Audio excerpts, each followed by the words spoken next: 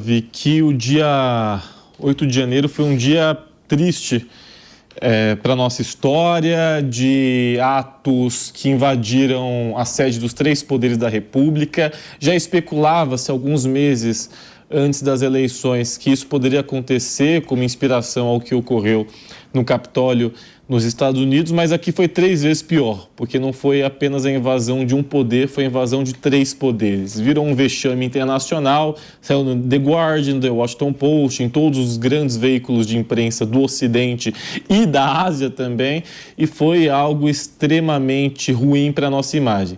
Agora, essas pessoas, em milhares, me parece, que invadiram a sede dos 3 poderes, precisam ter as condutas individualizadas. Isso é fato. Assim como eu prego que aqueles que eventualmente cometam crimes de invasão à propriedade privada tenham a pena individualizada e não um movimento como o MST seja responsabilizado, eu também defendo que que é um movimento importantíssimo em diversos aspectos, eu apoio que essas pessoas tenham as suas condutas individualizadas, sejam tratados de forma respeitosa, que respondam com rigor da lei, mas dentro do devido processo legal, dentro do que deve ser feito dentro do Estado Democrático de Direito.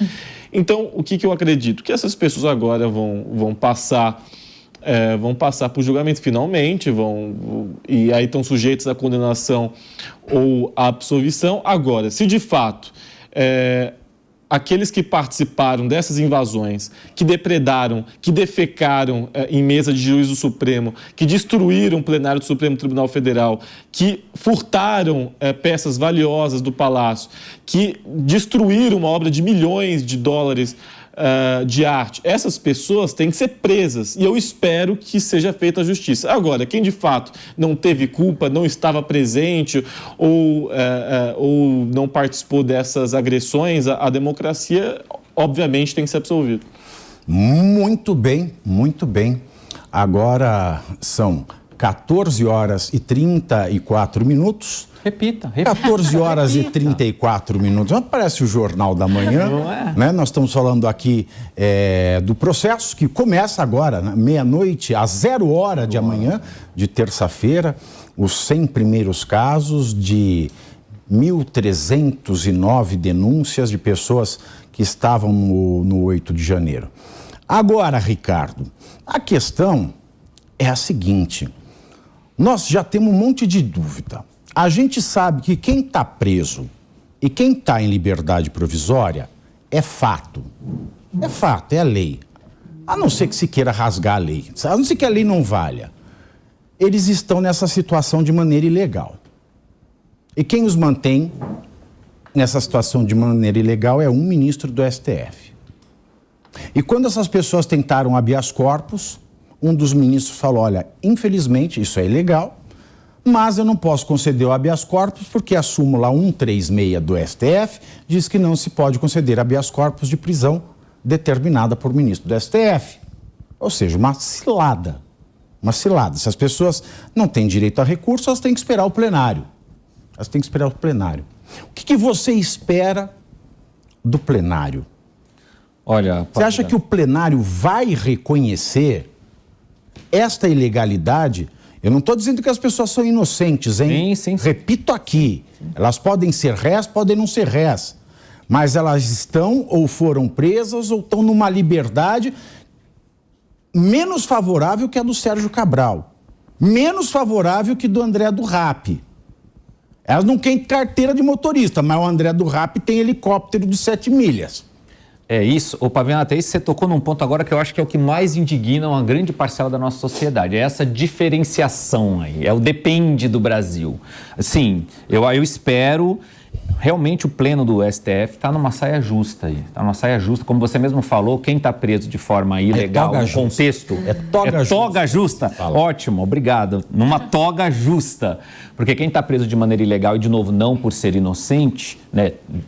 8 de janeiro, quem cometeu o crime, quem atentou contra o Estado brasileiro deve ser punido, ponto. Inclusive de uma forma idiota, deve ser punido por algo imbecil, não tinha ninguém no Congresso não tinha deputado, não tinha ministro do Supremo, não tinha presidente da República, não tinha nada. No domingo desceram ali e fizeram esse absurdo e individualizadas. Essas condutas devem ser punidas sim. Agora o STF ficou numa toga justa complicadíssima. Como você mesmo disse, quem pediu habeas corpus não pode ter, porque é o Supremo.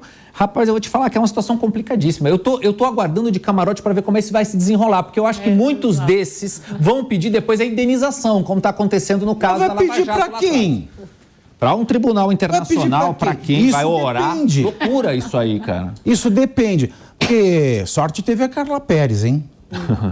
Que dessa história de domingo ela não vai. Ela foi. Sorte teve o André do Rap. Que aqui no Brasil é isso que acontece aí. Conseguiu um habeas, saiu fora, ninguém achou mais, agora estão pedindo para devolver os bens. Não, pediram não, já devolveram. Olha, que loucura. A minha pergunta é para quem, né? Já devolveram. Para quem é os bens? Que estava em nome de laranja e tal, enfim. Bom, Deise, então, eu acho, na minha humilde opinião, que o STF tem a chance de fazer a democracia voltar a valer. O pleno, você acha? O pleno. Ele tem a chance de olhar e falar é ou não é, com a mão no coração. Agora, precisa reconhecer também essas prisões ilegais. Então, Pavinato. Porque senão, cadê o direito? De que vale o nosso direito? É óbvio que a expectativa é que se reconheça, que se faça justiça, mas a gente até falou em outras linhas de frente aqui, os sinais que o ministro tem dado, eles não são exatamente positivos em relação ao julgamento, né? Então, eu acredito, eu tô que nem o Ricardo, assim, eu quero assistir muito isso de camarote para provar que eu tô errada, mas eu acho que o julgamento vai ser de baseada. A gente já viu um monte de história demonstrando isso, é Ctrl-C, Ctrl-V. O Alexandre de Moraes, eu acho que aquela degustação de marmita dos presos, para mim aquilo foi um deboche e mostra que ele não está levando a situação tão a sério quanto deveria. Então eu acho que vai ser de baseada, eu acho que vai ser todo mundo condenado. E a gente sempre reiterando aqui, é óbvio que foi vandalismo, que foi muito sério, que as pessoas têm que ser punidas, mas nem todo mundo que estava ali participou dessa depredação, né? Mas acho que vai entrar todo mundo no mesmo barco e a gente vai ver só a história se repetindo, sabe? Não...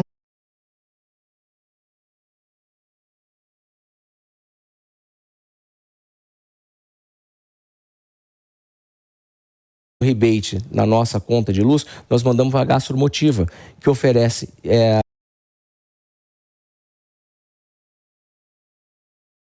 De acordo com o diretor jurídico da CNA, Rudy Ferraz, há também uma... Gente.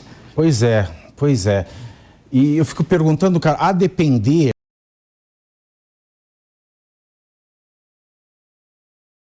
Né? O Nunes Marques, o André Mendonça, certamente, ele os corpos porque a súmula me proíbe. E aí? Bom, vamos... É um conjunto de absurdos, né, o ato do dia 8. Em primeiro lugar, o ato em si é um extremo absurdo. Foi terrível para a direita brasileira, porque aquilo não representa a real direita brasileira. Então, o ato em si tem criminoso ali no meio, sim. Só que aí, os absurdos que se sucederam, eu entendo como piores do que aquele, porque é o sistema judiciário mostrando suas caras. Que é o quê? Aquela prisão em arrastão. Vocês lembram o pessoal debaixo do estande ali, todo mundo vai pra cadeia, assim. Juntou todo mundo no cordão e levou pra cadeia.